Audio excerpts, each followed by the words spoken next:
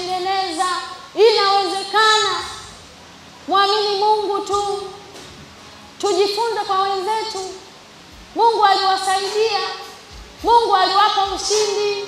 Mungu aliwaonekania. Bwana Yesu asifiwe sana. Haleluya. Siwasifii watu wa Mungu. Haleluya. Tunatamani kujenga. Tunatamani kufanikiwa. Hebu angalia mambo gani yaliyoharibika. Kwa neno la leo tunainuka kujenga upya. Haijalishi kuna upinzani kiasi gani. Haijalishi yamezungumzwa mambo gani. Haijalishi vita viko kwa aina gani. Tunatamani kujenga upya. Sema kwa jina la Yesu. Leo ninajenga upya Yerusalemu iliyoharibiwa na maadui katika maisha yangu. Haleluya. Nenda mbele za Mungu, zungumza na Mungu. Mwambie Baba, katika jina la Yesu, najenga upya. Najenga upya.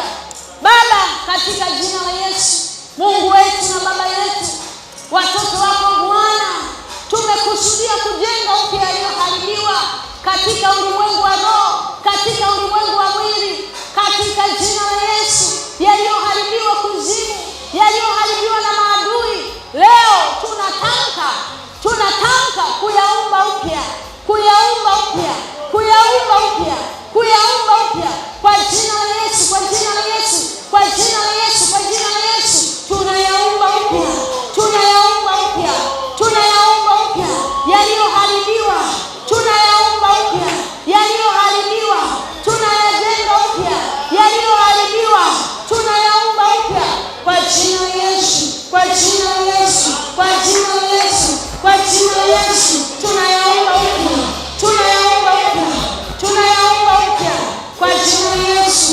Ndoa zilizoharibiwa leo tunatengeneza upya, upendo mpya, kibali kipya kwa jina la Yesu, kwa jina la Yesu, kwa jina la Yesu. Biashara zilizoharibiwa kwa jina la Yesu, kwa jina la Yesu. Aidha kwa kukosa mtaji, aidha kwa kuharibiwa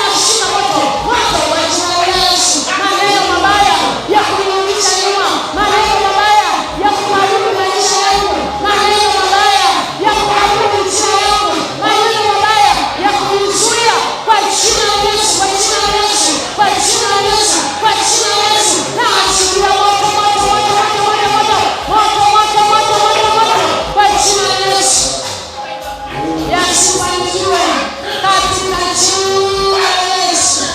Haleluya. Sema